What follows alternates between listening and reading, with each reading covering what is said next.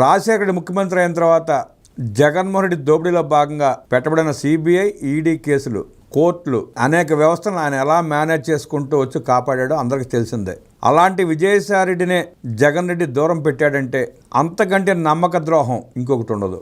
తల్లిని చెల్లిని కూడా తన స్వార్థం కోసం, తన ఆస్తుల కోసం దూరం పెట్టాడంటే జగన్మోహన్ రెడ్డిలో ఉన్న నియంతృత్వాన్ని, దుర్మార్గాన్ని స్పష్టం చేస్తూ ఉంది. గతంలో కానీ, గత 5 ఏళ్ల ముఖ్యమంత్రిగా చేసిన కాలంలో కానీ జగన్మోహన్ రెడ్డి కాపాడబడ్డాడు అంటే అది కేవలం విజయసాయిరెడ్డి పుణ్యమే అంటే ఇక్కడ జగన్ రెడ్డిని సమర్థించడం కాదు. ఒక వ్యక్తి చేసిన దోపిడీని, అరాచకాలని, లూటీని, రూటింగ్ని కప్పిపుచ్చుకుంటా, వ్యవస్థలని మేనేజ్ చేసుకుంటా విజయసాయిరెడ్డి చేసిన కృషే జగన్మోహన్ రెడ్డి అరెస్ట్ని కాపాడింది అనడంలో ఎలాంటి సందేహం లేదు. అలాంటి విజయసాయిరెడ్డిని కూడా దూరం చేసుకున్నాడంటే జగన్ రెడ్డిలో ఉన్న మరో కోణం విజయసాయిరెడ్డి కూడా తెలియకుండా ఉండాలన్న ఉద్దేశమే.